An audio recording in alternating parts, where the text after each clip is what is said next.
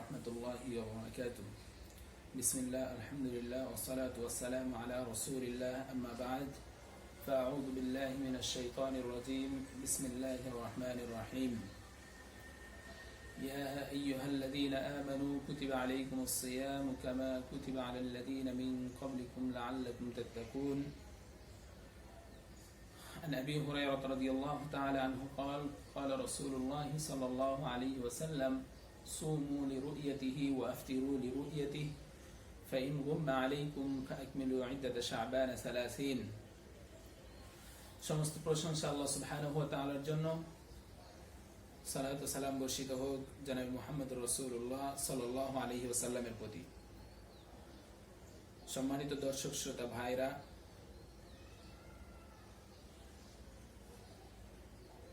মহান আল্লাহ রাব্বুল আলামিন মহাগ্রন্থ আল কোরআনে বলছেন, ইয়া আইয়ুহাল্লাযীনা আমানু কুতিবা আলাইকুমুস সিয়াম কামা কুতিবা আলাল্লাযীনা মিন ক্বাবলিকুম লাআল্লাকুম তাত্তাকুন। যে আমি তোমাদের উপর সিয়ামটাকে ফরজ করে দিয়েছি, যেভাবে ফরজ করেছিলাম তোমাদের পূর্ববর্তী জাতিদের প্রতি, যাতে করে তোমরা কি হতে পারো, তাকওয়াবান হতে পারো, মুত্তাকি হতে পারো, আল্লাহ ভীরু হতে পারো। আল্লাহ ভীরু হওয়ার জন্য আল্লাহ রাব্বুল আলামিন আমাদের মাঝে একটি বিধান দিয়েছেন, সেটি হচ্ছে পবিত্র রমজান মাসে সিয়াম পালন করা। তো সম্মানিত উপস্থিতি, আমরা একেবারে সিয়ামের আগ মুহূর্তে উপস্থিত। আমরা শাবান মাসের শেষ পর্যায়ে রয়েছি। এখন আমরা এই সিয়ামটা শুরু করব কখন থেকে, কিসের ভিত্তিতে, কিভাবে আমরা সিয়ামটা শুরু করতে পারি। তো সম্মানিত দর্শক শ্রোতা, এর জন্য আমরা জানি যে আমরা চাঁদ দেখে সিয়াম শুরু করি, চাঁদ দেখে সিয়াম শেষ করি, এবং কি আল্লাহ রাসূল সাল্লাল্লাহু আলাইহি সাল্লামের নির্দেশনাও তাই। আল্লাহ রাসূল সাল্লাল্লাহু আলাইহি সাল্লাম বলছেন, সুমু লিরুইয়াতিহি ওয়া আফতিরু লিরুইয়াতিহি, যে তোমরা সিয়াম শুরু করবে চাঁদ দেখে আর সিয়াম শেষ করবে চাঁদ দেখে। এখন প্রশ্ন হলো, যেটি আমাদের মাঝে প্রশ্ন অনেক আগে থেকে ছিল, এখনো আছে, এখন এই বিষয়টি আমাদের দেশেও বিশৃঙ্খলা আকার ধারণ করেছে। সে বিষয়টি হচ্ছে যে আমরা এই চাঁদ দেখাটা ধর্তব্য করব বা ধরব কিসের ভিত্তিতে, আমাদের দেশের চাঁদ দেখা নাকি বিশ্বের যে কোনো স্থানে যখন প্রথম চাঁদ দেখা যাবে সেটি ধর্তব্য হবে।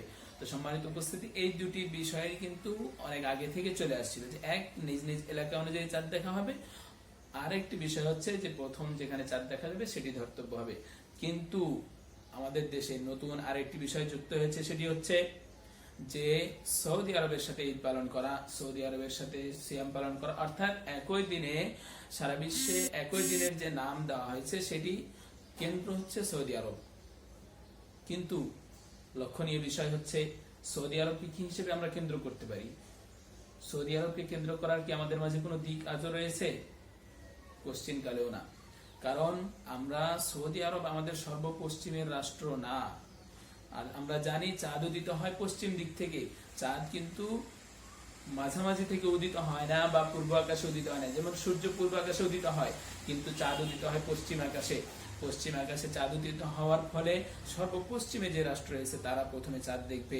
সৌদি আরব কিন্তু আমাদের সর্বপশ্চিমের রাষ্ট্র নয়, বিধায় সৌদি আরব কিন্তু সর্বপ্রথম চাঁদ দেখার কোনো সুযোগ নেই। সৌদি আরবের আগে অনেক রাষ্ট্রে চাঁদ উদিত হয়। কাজেই যদি আমরা সেই দাবি তুলি যে আমরা সারা বিশ্বে একই দিনে ঈদ পালন করব, একই দিনে সিয়াম পালন করব, তাহলে আমরা লক্ষ্য করতে হবে যে আমাদেরকে সর্বপ্রথম কোন দেশে চাঁদ উদিত হয় সেটির দিকে লক্ষ্য করতে হবে, আমাদেরকে সৌদি আরবের দিকে লক্ষ্য করা যাবে না। প্রথম কথা। দ্বিতীয় কথা, যে আমরা যে দাবি তুলি যে আমরা একই দিনে সারা বিশ্বে সিয়াম এবং ঈদ পালন করব, এটা একটি দিক রয়েছে। কেননা যে সুমু লিরুইয়াতিহি ওয়া আফতিরু লিরুইয়াতিহি এর অর্থ দুইভাবেই করা হয়েছে। একটি হচ্ছে যে এর দ্বারা এই যে এখানে বহুবচনের শব্দ ব্যবহার করা হয়েছে, আল্লাহ রাসূল বলেছেন তোমরা চাঁদ দেখে সিয়াম শুরু করো, চাঁদ দেখে সিয়াম শেষ করো। এটি কিন্তু দুটি অর্থ করা হয়। কেউ কেউ অর্থ নিয়েছেন, হয়তো অনেকেই অর্থ নিয়েছেন যে এর দ্বারা হচ্ছে পুরো মুসলিম উম্মাহ উদ্দেশ্য। আল্লাহ রাসূল সাল্লাল্লাহু আলাইহি ওয়াসাল্লাম এখানে কাউকে খাস করেননি বা কোনো এলাকা খাস করেননি, এখানে পুরো মুসলিম উম্মাহ উদ্দেশ্য। এটি কারো কারো কথা বা অর্থ। আবার কারো কারো এইভাবে অর্থ নিয়েছেন কেউ কেউ যে এর দ্বারা উদ্দেশ্য হচ্ছে যে নিজ নিজ এলাকা বা ইত্তিফাকুল মাকালে, উদয়স্থল যাদের এক, তারা এর দ্বারা উদ্দেশ্য তারা নিজ নিজ এলাকা অনুযায়ী চাঁদ দেখে সিয়াম পালন করবে, চাঁদ দেখে ঈদ উদযাপন করবে। তো সম্মানিত উপস্থিতি, দুটি অর্থ কিন্তু নেওয়া হয়েছে, দুটি অর্থে আলেম ওলামাগণ করেছেন। এখন কথা হলো যে আমরা কোন অর্থটি গ্রহণ করব। তো সম্মানিত উপস্থিতি, এর জন্য আমরা লক্ষ্য করতে পারি হাদিসের পরের অংশে, সেখানে বলা হচ্ছে ফাইন গুম্মা আলাইকুম ফাকমিলু ইদ্দাতা শাবান 30, যে যদি কি হয়, যদি আকাশ মেঘাচ্ছন্ন থাকে, যদি কোনো কারণে চাঁদ দেখা না যায়, অস্পষ্ট থাকে, তাহলে সেক্ষেত্রে তোমরা কি করবে? সেক্ষেত্রে তোমাদের উচিত হবে যে তোমরা 30 দিন পূর্ণ করবে। শাবান মাসের চাঁদ কয়দিন পূরণ করবে? 30 দিন পূর্ণ করবে। আল্লাহ রাসূল সাল্লাল্লাহু আলাইহি ওয়াসাল্লাম অন্য জায়গায় হাদিসে এইভাবে বলেছেন, আশ-শাহরু হাকাযা, আশ-শাহরু হাকাযা, আশ-শাহরু হাকাযা। বৃদ্ধাঙ্গুলিটি তিনি চেপে ধরে বলেছেন হাকাযা, অর্থাৎ এখানে 10, 10 আর 9 29 হয়। আবার বলেছেন আশ-শাহরু হাকাযা, আশ-শাহরু হাকাযা, আশ-শাহরু হাকাযা, 3 × 30 দুটি তিনি বলেছেন। তিনি বলেছেন মাস, আরবি মাস কখনো 29 হয়, কখনো 30 হয়। তো সম্মানিত উপস্থিতি, এর দ্বারা উদ্দেশ্য হচ্ছে যে যদি 29-এ চাঁদ দেখা যায় তাহলে গেল, আর না হলে 30 পূর্ণ করতে হবে।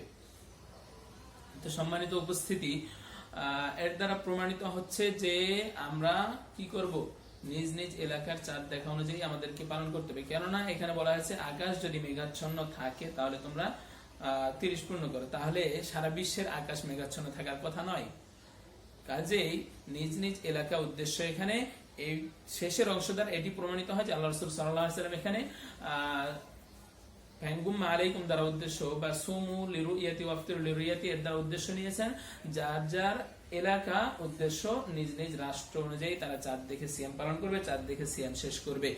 সম্মানিত উপস্থিতি, এর সপক্ষে আরো একটি হাদিস আমরা লক্ষ্য করতে পারি, কুরাইব রাদিয়াল্লাহু তাআলা আনহু এর হাদিস, যেটিতে ইবনে আব্বাসের সাথে কথা হয়েছিল। কুরাইব রাদিয়াল্লাহু আনহু বলছেন যে উম্মুল ফজল আমাকে প্রেরণ করলেন কোথায়? শামে, তৎকালীন খলিফা মুয়াবিয়া রাদিয়াল্লাহু আনহুর কাছে। মুয়াবিয়া রাদিয়াল্লাহু আনহু তখন শামে থেকে খিলাফত পরিচালনা করতেন। ইবনে আব্বাস আছেন কোথায়? মদিনায়। তখন কুরাইব রাদিয়াল্লাহু আনহু বলছেন যে আমাকে শামে প্রেরণ করলেন, আমি শামে গেলাম। এরপরে তিনি বলছেন যে আমি যে কাজ আমাকে প্রেরণ করা হয়েছিল সেই কাজ আমি সম্পন্ন করলাম। এরপরে বলছেন যে ফাস্তুহিল্লা রমাদানু ওয়া আনা বিশাম, আমি শামে থাকা অবস্থাতেই রমজানের চাঁদ উদিত হলো। এরপরে তখন আমরা সিয়াম পালন করলাম। এরপরে বলছেন যে ফাকাদিমতুল মাদিনাতা ফি আখিরিশ শাহর, মাসের শেষ দিকে আমি মদিনায় ফিরে আসলাম। মদিনায় ফিরে আসার পর ইবনে আব্বাসের সাথে আমার দেখা হলো, তিনি চাঁদের বিষয় উল্লেখ করলেন। পরে আমাকে বলছেন মাতা রাআইতুমুল হিলাল, তোমরা নতুন চাঁদ কখন দেখেছিলে? তখন তিনি বললেন, কুরাইব রাদিয়াল্লাহু আনহু বলছেন রাআইনাহু লাইলাতাল জুমআ, আমরা সেটা দেখেছি কখন? জুমার রাত্রিতে, শুক্রবার বা জুমাবার দিবাগত রাতে আমরা সেটি দেখেছি। আর তখন ইবনে আব্বাস পাল্টা প্রশ্ন করতেছেন যে আনতা রাআইতা, তুমি কি দেখেছো? তিনি বলছেন যে নাম, আমি দেখেছি। ওয়ারাআহুন নাসু ওয়াসামু ওয়াসামা মুআবিয়া, মানুষেরাও দেখেছে, মানুষেরা সিয়াম পালন করেছে, মুআবিয়া রাদিয়াল্লাহু আনহু সিয়াম পালন করেছে। তখন ইবনে আব্বাস বলছেন যে ওয়ালাকিন্না রাআইনাহু লাইলাতাস সাবতি, আমরা দেখেছি কখন? শনিবার দিবাগত সন্ধ্যায়। আমরা শনিবার দিবাগত সন্ধ্যায় দেখেছি এবং আমরা সেভাবেই সিয়াম পালন শুরু করেছি। ফালা নাযালু নাসুমুহু হাত্তা নুকমিলা 30 আও নারাহু, সুতরাং আমরা যেহেতু পরের দিন দেখেছি এবং সেই অনুযায়ী সিয়াম শুরু করেছি, অতএব আমরা মানে একবার 30 পূর্ণ করব, রমজান মাস 30 পূর্ণ করব, অথবা আমরা কি করব? চাঁদ দেখব। এই দুটির ভিত্তিতে আমরা কি করব? হয় যদি চাঁদ দেখতে না পাই 29 রমজানে তাহলে আমরা 30 পূর্ণ করব, আর যদি চাঁদ দেখতে পাই তাহলে আমরা সেভাবেই উদযাপন করব। কিন্তু তিনি বললেন না, বা তিনি এভাবেই করলেন না যে যেহেতু আগের দিন আমরা চাঁদ দেখতে পাইনি, তোমরা দেখতে পেয়েছো, যেহেতু পৃথিবীর কোন এক স্থানে চাঁদ উদিত হয়েছে। তারা কিন্তু এক খলিফার অধীনেই পরিচালিত হচ্ছেন। দেখেন, তারা এক খলিফার অধীনে পরিচালিত হওয়ার পরেও অঞ্চল ভিত্তিক আলাদা হয়ে যাওয়ার কারণে, এরিয়া আলাদা হয়ে যাওয়ার কারণে, যেহেতু মুআবিয়া রাদিয়াল্লাহু আনহু ছিলেন কোথায়? শামে, আর শামে তারা আগের দিন চাঁদ দেখেছিলেন, মদিনায় চাঁদ দেখতে পাননি। বিধায় তারা কিন্তু কি করছেন? আলাদাভাবে পরের দিন সিয়াম পালন করেছেন, ঈদ উদযাপন করেছেন। তখন কুরাইব রাদিয়াল্লাহু আনহু বলছেন যে আমিরুল মুমিনিন, খলিফাতুল মুসলিমিন, মুআবিয়া রাদিয়াল্লাহু আনহুর চাঁদ দেখা, সিয়াম পালন করা, এটাও কি তোমার জন্য যথেষ্ট নয়? তিনি বলছেন যে লা হাকাযা আমারানা রাসূলুল্লাহ সাল্লাল্লাহু আলাইহি ওয়াসাল্লাম, না, মুআবিয়ার জন্য চাঁদ দেখাটা আমাদের জন্য যথেষ্ট নয়, কারণ রাসূল সাল্লাল্লাহু আলাইহি ওয়াসাল্লাম আমাদেরকে এইভাবেই আদেশ করেছেন যে আমরা চাঁদ দেখে সিয়াম পালন করব, আমরা চাঁদ দেখে সিয়াম শেষ করে ঈদ উদযাপন করব। তো সম্মানিত উপস্থিতি, যে বিষয়টি আপনাদেরকে বলতে যাচ্ছি যে তাহলে আমরা কিন্তু সাহাবীদের থেকেও এভাবে আমল পেয়ে যাচ্ছি যে তারা নিজ নিজ এলাকায় চাঁদ দেখা অনুযায়ী সিয়াম পালন করতেন। সুতরাং আমরা যে দাবি তুলেছি যে আমরা সৌদি আরবের সাথে করব বা সারা বিশ্বে একদিনেই করব, এটা সম্ভব নয়। কেননা আপনি সৌদি আরবের সাথে, এটা তো বাদ, এটা আপনাকে শুরুতেই বলেছি, সৌদি আরব আমাদের পশ্চিম রাষ্ট্র না, সৌদি আরবের সাথে আমাদের কোনোভাবেই সম্ভব নয়। এখন আপনি যদি সারা বিশ্বে একদিনে দাবি তুলেন তারপরও আপনার পক্ষে সম্ভব হচ্ছে না। কেননা যে আপনি যখন পশ্চিমের রাষ্ট্রের দিকে দেখবেন, ধরুন আমেরিকা আমাদের অনেক পশ্চিমে, আমেরিকার সাথে আমাদের সময়ের ডিস্টেন্স বা সময়ের পার্থক্য হচ্ছে 12 ঘন্টা প্রায়। তাহলে যদি মনে করেন আজকে সন্ধ্যায় আমেরিকা চাঁদ উদিত হলো, তারা সিয়াম আগামীকাল থেকে শুরু করবে। কিন্তু যখন চাঁদ উদিত হয়েছে তখন কিন্তু আমাদের পরবর্তী দিন সকাল 7টা। তাহলে আপনি যদি এখন সারা বিশ্বে একই দিনে করতে চান, আপনি কিভাবে করবেন? আপনি কি সেহরি খেয়েছেন? আপনি কি সিয়ামের নিয়ত করেছেন? আপনি তারাবি আদায় করেছেন? কোনোটাই হয়নি। আপনি আজকে সিয়াম পালন করতে পারছেন না, বিধায় আপনাকে অবশ্যই পরের দিন চলে যেতে হচ্ছে। তাই আপনি কোনোভাবে সারা বিশ্বে একদিনে করতে পারছেন না। এছাড়াও আপনি যদি এটা যদি আপনি করতে চান যে ঠিক আছে আমরা সৌদি আরবের সাথে মিলিয়ে করব, তাহলে আপনি এভাবে বিচ্ছিন্নভাবে কেন? এভাবে বিচ্ছিন্নভাবে তো সুযোগ নেই, কেননা এই বিষয়গুলো হচ্ছে সামষ্টিক ইবাদত। এই ইবাদতগুলো সামষ্টিক ইবাদত। এই ইবাদতগুলো আপনি যেখানে সেখানে বিচ্ছিন্নভাবে বিশৃঙ্খলা সৃষ্টি করে এগুলো করতে পারেন না। এগুলো করতে হলে অবশ্যই আপনাকে রাষ্ট্রপ্রধানের নির্দেশনা লাগবে। যদি আপনারা করতে চান তাহলে আপনার রাষ্ট্রপ্রধানের সাথে কথা বলেন, উনি সকলকে নিয়ে বসার পরে সিদ্ধান্ত নেই যে আমরা সৌদি আরবের সাথে ঈদ করব। যদি সামষ্টিকভাবে সবাই ঐক্যমত হয়ে যায় তাহলে কিন্তু করা যায়।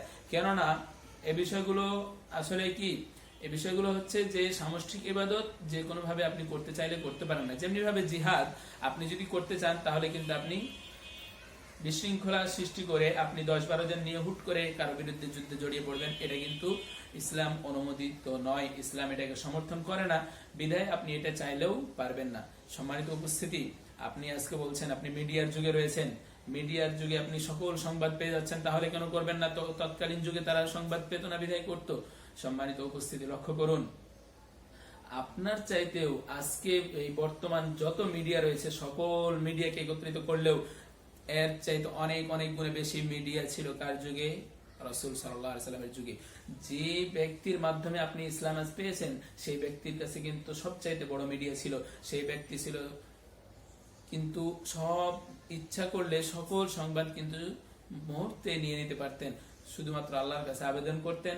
সবচাইতে আল্লাহ রাব্বুল আলামিনের যে মিডিয়া রয়েছে, এই মিডিয়ার মাধ্যমে জিবরাইল আলাইহিস সালামের মাধ্যমে, জিবরাইল আলাইহিস সালাম হচ্ছেন সাংবাদিক, তার মাধ্যমে কিন্তু আল্লাহ রাসূলের কাছে সারা বিশ্বের কোথায় কখন চাঁদ উদিত হলো আর কখন হলো না, এটা কিন্তু আল্লাহ রাসূল সাল্লাল্লাহু আলাইহি সাল্লামের কাছে মুহূর্তের মধ্যে সংবাদ পৌঁছে দেওয়া সম্ভব ছিল। কিন্তু আল্লাহ রাসূল সাল্লাল্লাহু আলাইহি সাল্লাম সেই মিডিয়ার দিকে তাকাননি। আল্লাহ রাসূল সাল্লাল্লাহু আলাইহি সাল্লাম সেই পশ্চিম আকাশে চাঁদের দিকে তাকিয়েছিলেন যে কখন চাঁদ উদিত হয়। পশ্চিম আকাশে চাঁদ উদিত হবে, আমরা সিয়াম শুরু করব, পশ্চিম আকাশে চাঁদ উদিত হবে, আমরা সিয়াম শেষ করব। সম্মানিত উপস্থিতি, আল্লাহ রাসূল সাল্লাল্লাহু আলাইহি সাল্লাম কিন্তু সেই মিডিয়ার দিকে তাকাননি। আপনি কেন আজকে মিডিয়ার দিকে তাকিয়ে রয়েছেন? এটা আপনার জন্য উচিত নয়। এভাবে আপনি সমাজে বিশৃঙ্খলা করতে পারেন না, এটা আপনার জন্য কোশ্চেনকালে উচিত হবে না। সম্মানিত উপস্থিতি, আজকে আপনি এখানে এসে এটা করতেছেন, কিন্তু দেখুন সেই অনেক আগে থেকে এই সমস্যা আছে, ঠিক আছে, কিন্তু আগের যারা বিজ্ঞ ওলামায়ে কেরাম রয়েছিলেন, যাদের থেকে আমরা ইসলামটা আস্তে আস্তে যাদের থেকে আমরা ইলম অর্জন করেছি, তাদের থেকে কিন্তু আমরা এই মাসালাগুলোর ফতোয়া পেয়েছি।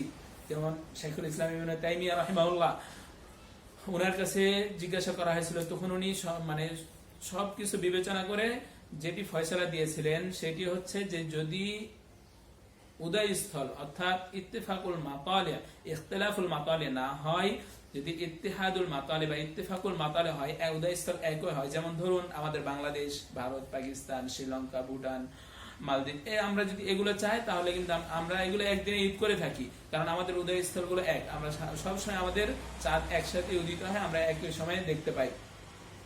তো সম্মানিত উপস্থিতি, এরকম ভাবে তিনি বলেছিলেন যে যদি উদয় স্তর এক হয়, ভিন্ন ভিন্ন না হয়, তাহলে তারা একদিনে সিয়াম এবং ঈদ পালন করবে, অন্যথায় তারা কি করবে, নিজ নিজ এলাকা অনুযায়ী আদায় করবে, এটাই হচ্ছে শরিয়া। অনুরূপভাবে শেখ বিন বাজ রাহিমাহুল্লাহর কাছে জিজ্ঞাসা করা হয়েছিল, দেখুন তিনি প্রথমে কিন্তু এই মাসআলার উত্তর দেননি, তিনি বলেছেন হাদিহি মাসআলাতুন আযীমা, এটি বিশাল মাসআলা, এটি এই মুহূর্তে উত্তর দেওয়া সম্ভব নয়। তিনি পরবর্তীতে প্রশ্নের উত্তর দিয়েছেন এইভাবে যে যদি সামষ্টিকভাবে সকলেই একদিন ঈদ করতে চায়, সিয়াম পালন করতে চায় তাহলে ঠিক আছে, আর না হলে অবশ্যই তারা নিজ নিজ এলাকা অনুযায়ী, চাঁদ দেখা অনুযায়ী তারা সিয়াম এবং ঈদ পালন করবে। তারা সমাজে বিশৃঙ্খলা সৃষ্টি করতে পারে না, সমাজে বিশৃঙ্খলা করাটা কোনোভাবে উচিত হবে না।